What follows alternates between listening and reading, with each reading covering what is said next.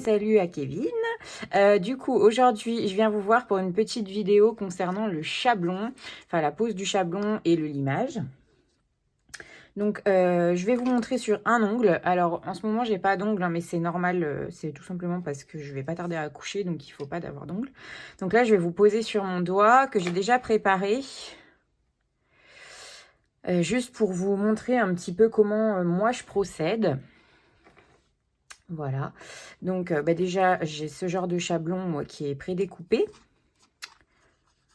donc sur lequel voilà je vais récupérer donc mon chablon comme ça, et en fait il va falloir venir le couper de manière à ce qu'il épouse vraiment la forme de votre ongle ici, en sachant que avant de poser votre chablon, il faut toujours limer en fait carrément au bord et bien l'arrondir aussi sur les côtés, hein, pour pouvoir positionner au mieux votre chablon. Ah pardon, je sais pas si on me voit bien, je vais redresser un peu. Voilà. Pour pouvoir positionner au mieux votre chablon et que vraiment il épouse la forme de votre doigt pour pouvoir faire un espèce de... Enfin, pour obtenir le meilleur C-curve possible en fait. Donc après, la pose de chablon, elle va dépendre beaucoup de la forme de votre plaque aussi, on va dire. Là, ce sera mieux. De la forme de votre plaque, savoir si votre ongle est bombé ou pas. Là, je vais vous montrer sur moi. Donc là, on voit que j'ai déjà un bombé un peu naturel, en fait. Je sais pas si vous voyez bien. Voilà. Donc, du coup, je vais venir déjà découper mon chablon.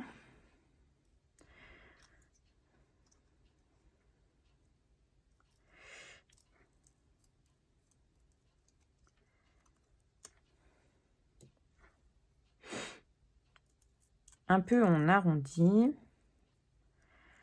Hop. Là, je ne l'ai pas tout à fait assez arrondi. Donc, je vais venir... Hop. Et vous voyez, du coup, logiquement... Ah, je ne l'ai pas détaché.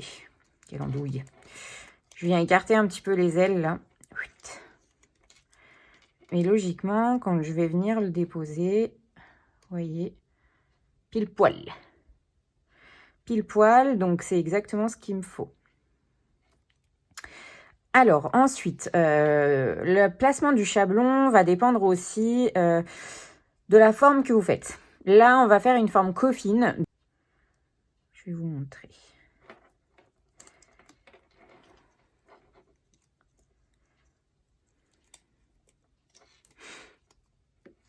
Donc, en fait, le placement du chablon, c'est ça. Soit vous le remontez légèrement. D'ailleurs, c'est même plutôt comme ça que je vais le placer, moi. Soit vous le remontez légèrement. Comment dire? Alors, pour la forme coffin, je vais reprendre. Désolée, je suis un peu perdue là. Donc, si vous avez des ongles plutôt plats ou normaux, il va falloir placer votre chablon droit, dans la continuité de votre ongle, en fait. Si vous avez, comme moi, un léger bombé, ou un gros bombé,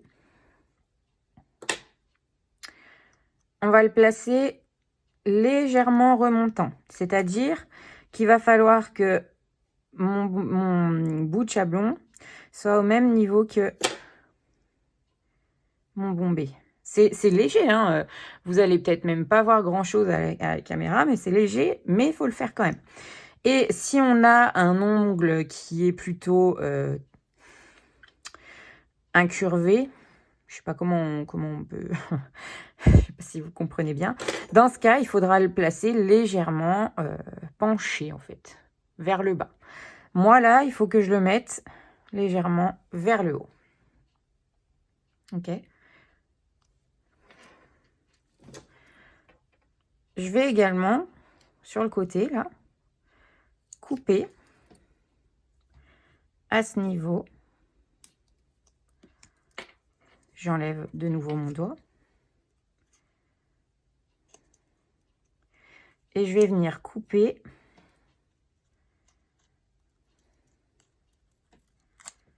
hop, J'ai fait mes petits repères, hein, vous avez vu, et je viens couper. Si votre cliente, par exemple, elle a les doigts, comment dire, elle se ronge les ongles ou qu'elle a des doigts bien épais là, il faudra creuser votre chablon. Attendez, je vous montre. Creusez votre chablon à ce niveau-là, plus en arrondi en fait, pour que la peau, elle gêne pas. Donc là, je viens le placer légèrement remonté chez moi. Je vérifie qu'il soit bien droit.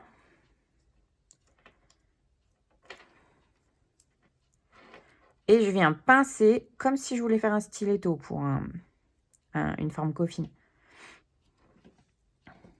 Je vous montre ce que ça donne. De profil. Donc, vous voyez, mon chablon, il remonte légèrement. Là, le positionnement, il est nickel. Il faut que votre chablon, il soit dans l'alignement du doigt, là. Ok. Donc, on va passer à la construction.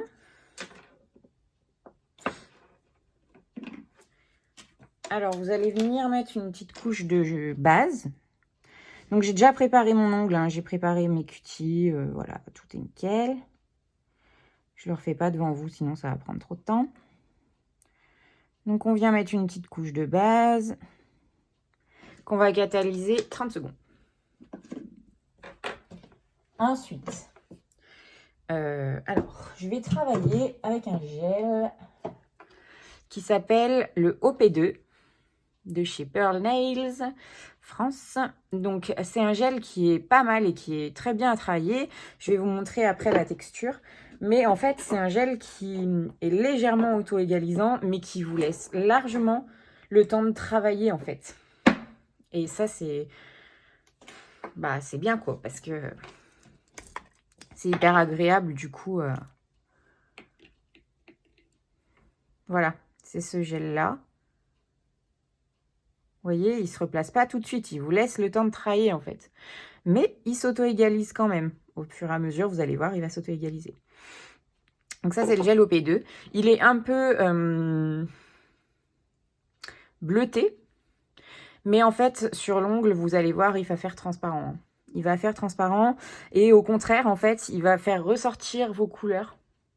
Quand vous faites, par exemple, une French... je vais pas y arriver.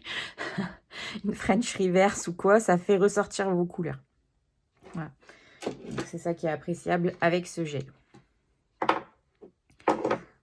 Donc, ce que je vais faire, c'est que je vais faire ma construction en fait en 2 étapes. C'est-à-dire que je vais déjà commencer par un petit rallongement.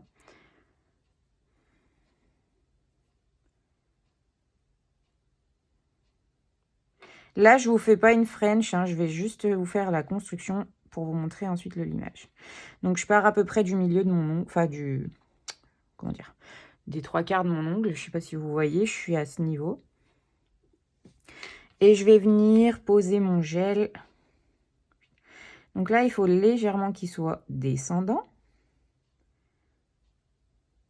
Légèrement.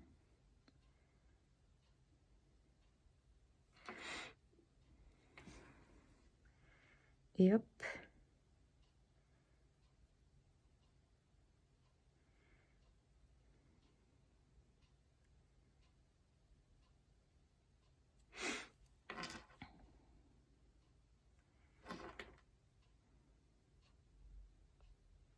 Et vous voyez, il est bien parce qu'il dégouline pas sur mon chablon, quoi. Déjà. Donc moi, je sais que quand je fais une reverse, entre autres, c'est aussi celui-là que j'utilise parce que justement, il vient pas dégueuler sur le chablon. Enfin, voilà. Donc, on a vraiment été chercher là, en dessous. Hop. On catalyse 30 secondes. Avec cette technique de pose de chablon, vous aurez un C-curve naturel, en fait. Donc, voilà, c'est... Déjà, ça vous facilite le travail et ça vous évitera... Ensuite, je viens décoller mon chablon.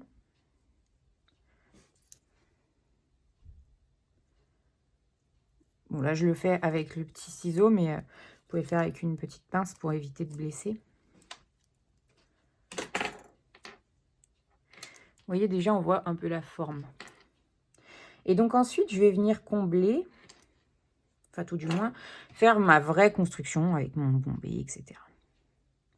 Donc, je prends ma boule que je viens placer ici.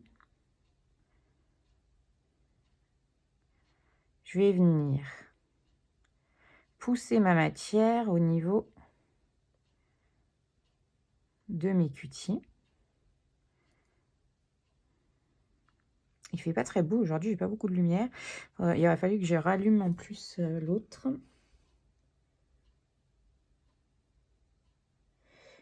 Hop. Si vous n'avez pas assez de matière, vous en reprenez un petit peu et vous remettez ici au bout. Mais vous voyez, ça va pas couler dans mes cutis en fait, c'est l'avantage vraiment de ce gel. C'est ce que j'apprécie, c'est que j'ai le temps de le travailler. Et en clientèle, c'est quand même agréable.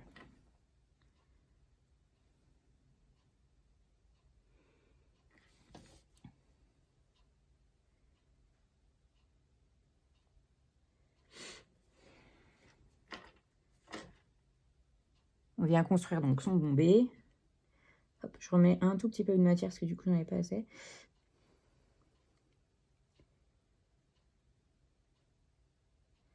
Et on vient placer notre gel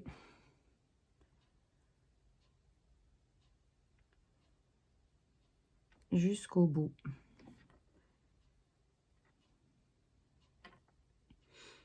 On borde bien en bas. Hein.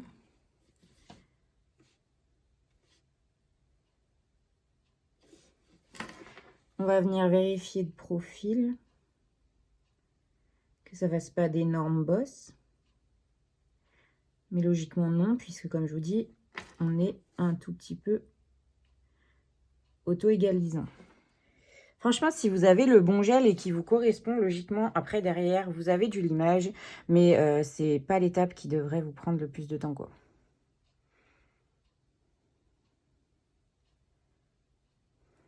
Seconde.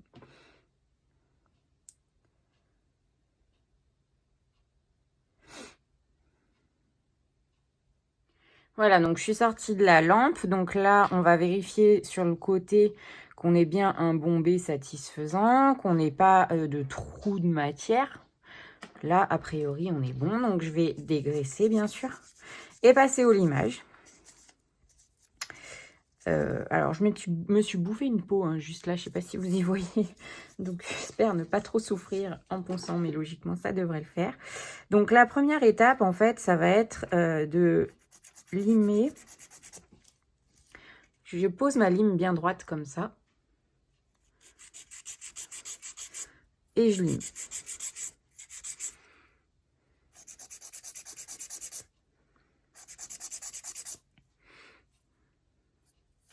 Je vais faire un peu le bout parce que le bout, là, du coup, ne me permet pas de me rendre bien compte. Voilà, pas trop, hein, on le fera après par la suite. Ensuite, je vais venir remonter comme ça sur les côtés. On écarte toujours la peau et on remonte.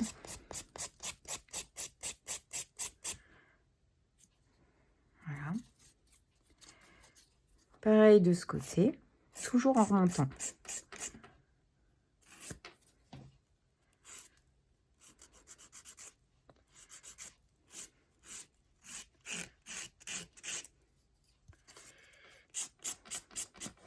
C'est là, en fait, où vous allez... ce que j'ai vu justement sur certaines photos, et on me l'a demandé aussi en MP, c'est là où vous allez, en fait, jouer sur le côté, et pour éviter que ça fasse des bourrelets, en fait. Voilà. Ensuite, je vais venir travailler la zone des cutis. Ça, vous pouvez aussi décider de le faire à la ponceuse, hein, tout ça. C'est un gain de temps, la ponceuse, finalement. Et je vais venir travailler hop, le haut à plat. À plat, parce que là, vous voyez, j'ai mis un petit peu plus de matière, par exemple, au bout. Ça fait, je ne sais pas si vous verrez bien. ça fait une bosse là. Donc cette bosse, bah, le but c'est de l'enlever. Et d'avoir quelque chose de bien plat pour avoir un apex moderne. En sachant que je viens jamais retoucher mon bombé, mon apex. Là, et ensuite je vais venir sur les côtés aussi le faire.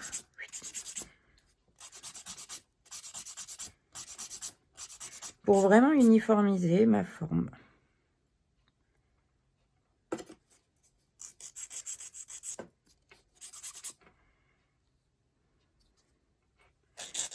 Je vais faire un tout petit peu en longueur.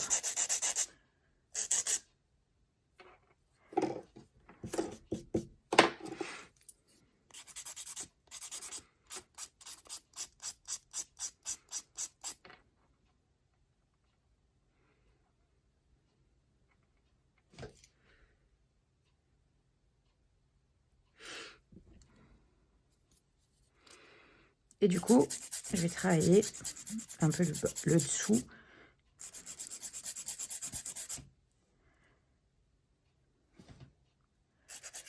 Tac. Pour qu'il soit bien droit.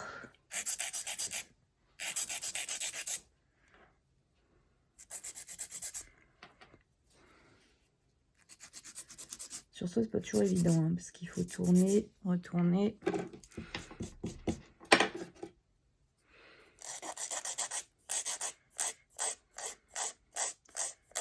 Je vais le raccourcir un peu. Parce que c'est rare que les clientes, elles demandent quand même beaucoup de longueur.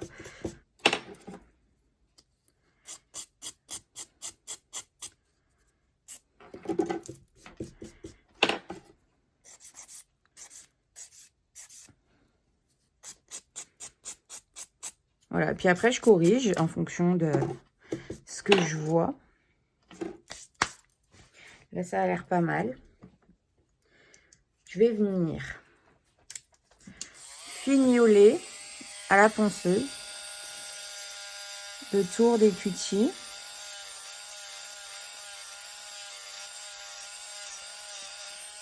Mais léger, hein, c'est vraiment juste histoire de dire. J'aurais pu mettre mon aspirateur en route, hein. La nana qui y pense 3 heures après. Bref, c'est pas grave. Vous pouvez toucher, voir s'il y a des petites choses qui vous dérangent. Hop, là, je le redresse. Coffine, il remonte un tout petit peu, en fait.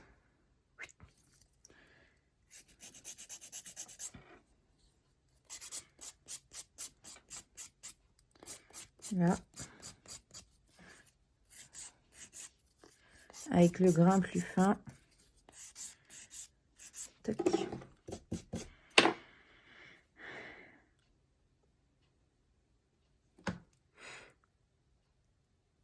Bon, là, ça me semble pas mal.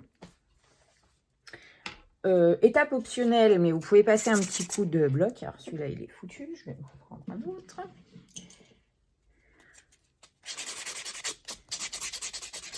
Voilà.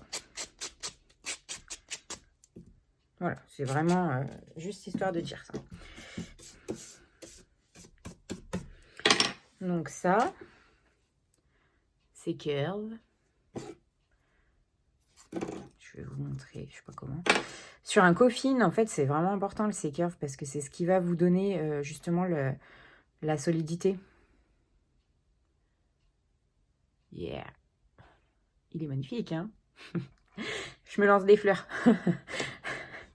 Donc là, c'est bon. Et ensuite, on applique notre couleur. Donc après, moi, voilà, là, j'ai décidé d'utiliser la couleur 1319. Je trouve que ça fait joli. En plus, c'est bien les couleurs Saint-Valentin.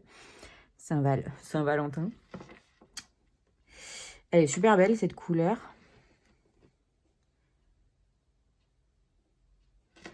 Donc, quand on applique, hop, on n'oublie pas de bien border, bien évidemment. Là, je m'emballe. Je m'emballe, je m'emballe.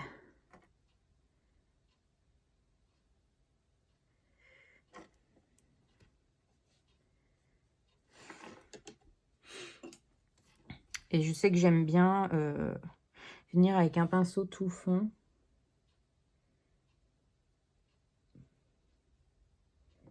Bon. Ça, c'est pareil, vous n'êtes pas obligé de le faire. Hein. Si vous arrivez à appliquer votre couleur suffisamment près des cutis sans ce petit étape, vous gagnez 5 minutes, quoi.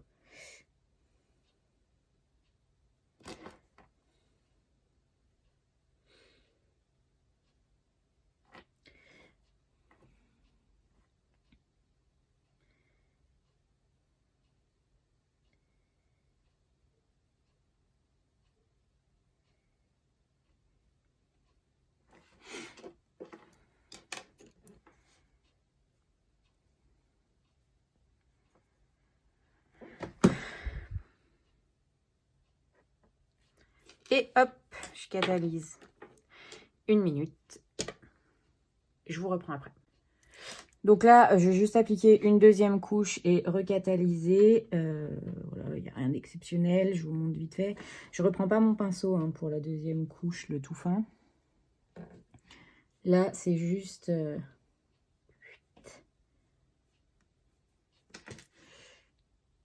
histoire de dire que...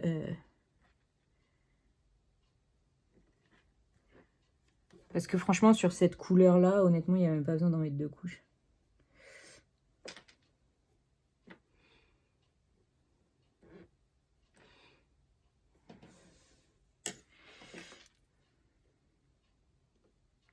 Hop là. Voilà, donc là, on est OK. Je vais appliquer ma finition. Donc la finition, c'est la Top Chrome de... Tom Chrome... Je vais pas y arriver. Chrome Top Gel 2. Je vais pas y arriver, décidément. Donc, je vais l'appliquer sur toute la surface de mon ongle.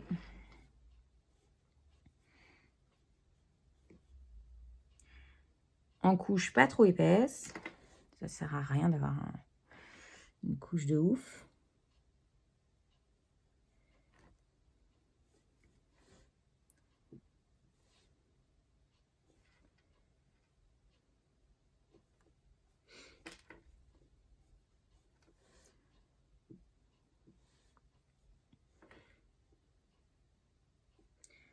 On pense aborder.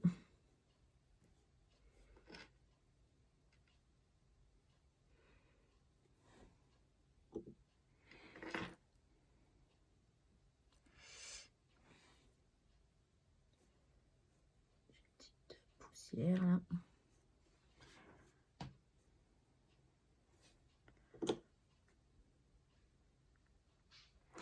Alors attendez, il faut que je machine.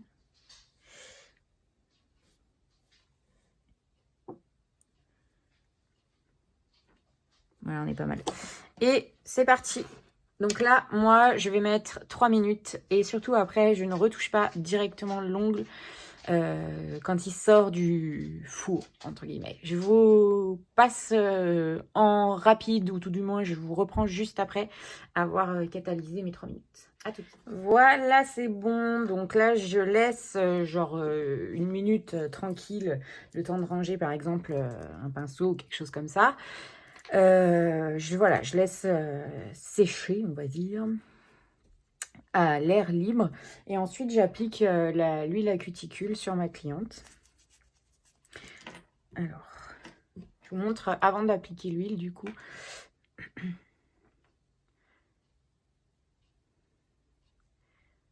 Donc, hop. Du coup, elle est bien droite. Voilà.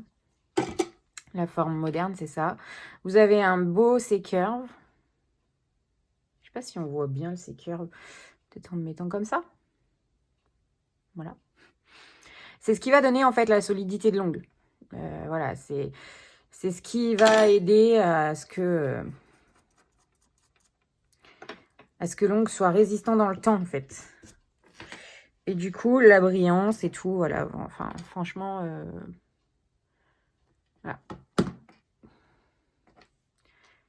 Voilà, donc c'est important le placement de votre chablon hein, au départ, tout simplement parce que bah, effectivement c'est ce qui va déterminer un petit peu la forme de votre ongle et du coup le C-curve que vous allez lui donner. Le chablon, comme je vous dis, il se pose pas forcément tout à fait de la même manière en fonction du coup de la forme de l'ongle de base et en fonction de la forme que vous avez donnée à votre... enfin, de la forme que vous voulez faire en rallongement, quoi. Donc, voilà. Après, là, je vous ai montré sur le coffin, déjà. Donc, voilà. Voilà ce que je voulais vous montrer aujourd'hui. Donc, vraiment, les gels, ça dépend du gel que vous utilisez. Essayez d'en prendre un qui soit pas trop liquide pour éviter qu'il coule tout de suite dans les cuticules. Ça, franchement, c'est la texture idéale pour moi. Mais vraiment. Donc, le OP2 de chez Pearl Nails. Et puis après, la couleur et la finition. Pareil, vous n'allez pas travailler de la même manière si vous faites une French reverse. Mais voilà, là, aujourd'hui, je voulais vraiment vous montrer sur une couleur classique. Parce que c'est ce qu'on fait le plus en clientèle. Donc voilà, j'espère que la petite vidéo vous a plu. Vous serez indulgente parce que du coup, c'est la première que je faisais. Donc j'avais un peu la pression quand même. Donc voilà, j'espère que ça vous a plu, j'espère que les petits conseils vous auront aidé. Attention à pas trop mettre de matière sur les côtés, ça sert à rien, c'est pas ce qui va faire en plus que ça va être plus solide. Ce qui va faire que c'est plus solide, c'est vraiment votre curves et la manière de placer le chablon et tout, et votre travail aussi en amont. Donc voilà, j'espère que ça vous a plu, je vous dis à bientôt. N'hésitez pas à me laisser un petit commentaire ou un petit message pour me dire que vous avez visionné la vidéo. Voilà, salut!